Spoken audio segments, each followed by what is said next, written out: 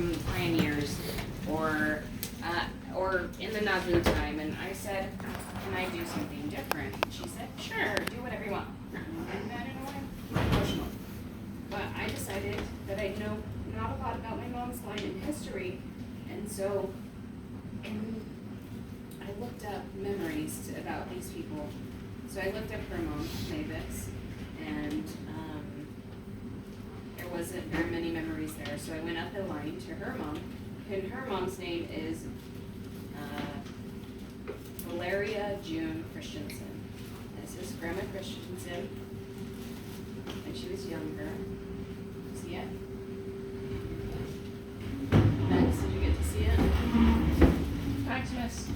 It's a picture of Grandma Christensen. It's Grandma's grandma. Grandma's grandma. My great grandma. My mom's side. They all look like it in those days. And this is a picture of when she was older. Yeah. Probably how Grandma remembers her. Yeah.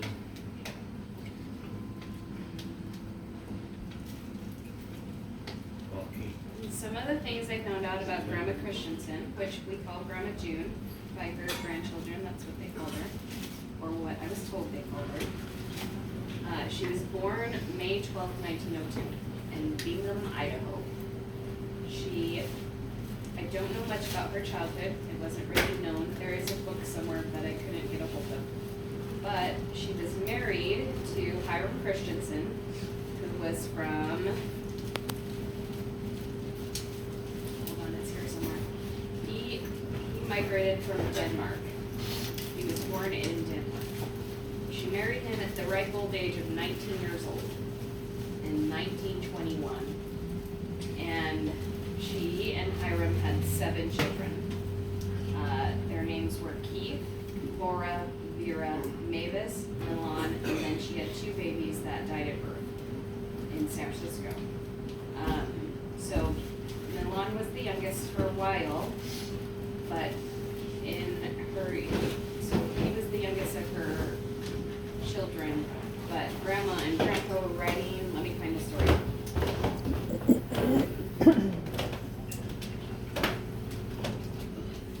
They were moving, and during one of the moves, Grandma June was in the car with her youngest son, Millen, and the door didn't get closed properly, and she had the baby in her lap, and Grandpa turned a corner, and Grandmother's door flew open, and her and the child fall out under the wheels of the truck.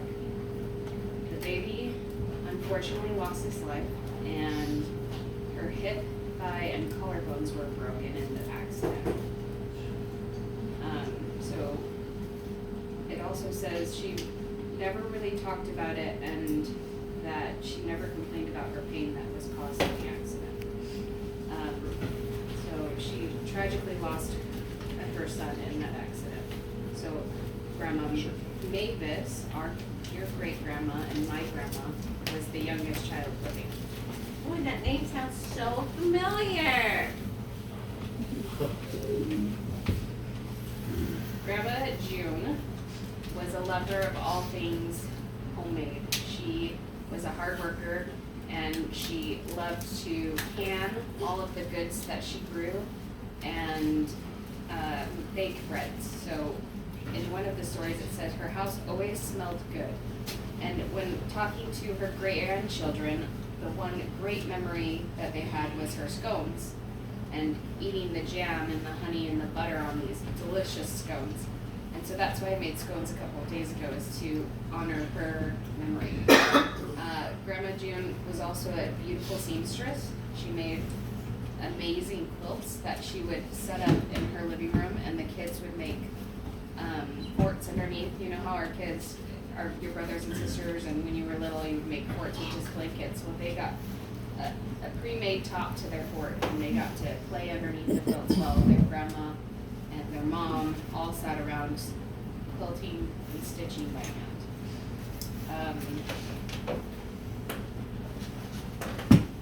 There's another story here.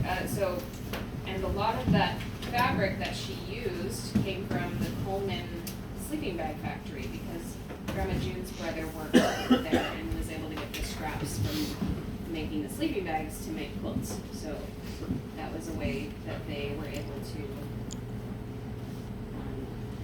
make the quilts because How old was she when she was married? 19. Grandma June was, there's a story in here. Grandpa Hiram would not travel paved roads unless he was forced to, which caused many breakdowns and flat tires, and large amounts of sand were involved. This truck would get stuck. Grandma June would get out of the truck with large log wood planks, approximately 6 foot, and lay them down in front of the truck so grandfather could drive his truck onto them, and she would continue moving these wood planks from the back to the front as Grandpa Hiram would go on. So I thought that was pretty funny. It just shows that she was a very hard worker.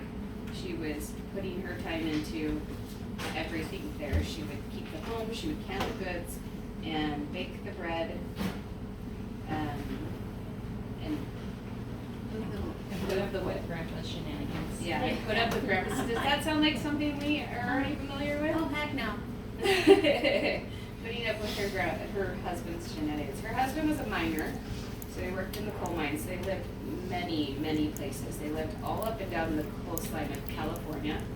So she's got records in San Francisco and in Long Beach, so they moved up and down as the jobs were found.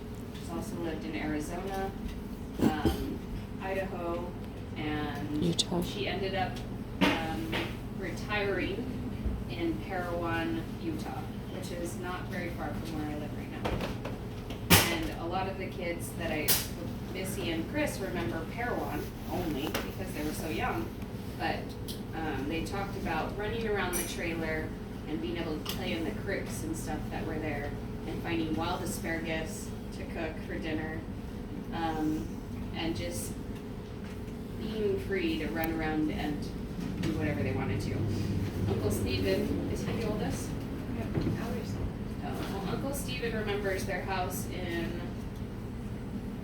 Apache Junction, Arizona. And he writes a memory that says, my earliest memories of visiting my grandma in Apache Junction, Arizona.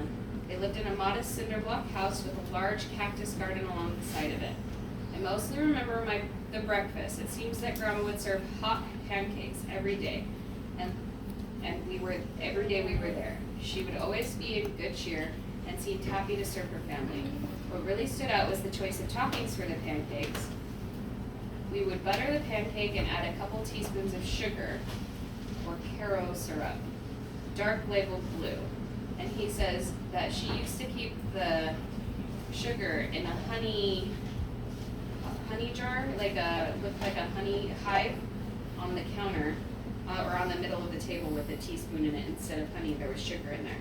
And that's what stemmed the love of honey hives for Uncle Stephen and Aunt Carolyn. So you've seen their collection, they have hundreds. That's why they started collecting this Grandma June, this honey jar in the table.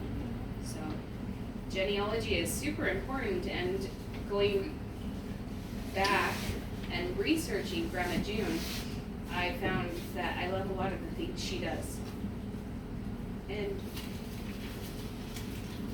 it was really sad to find out there wasn't any memories written about my grandmas in family tree.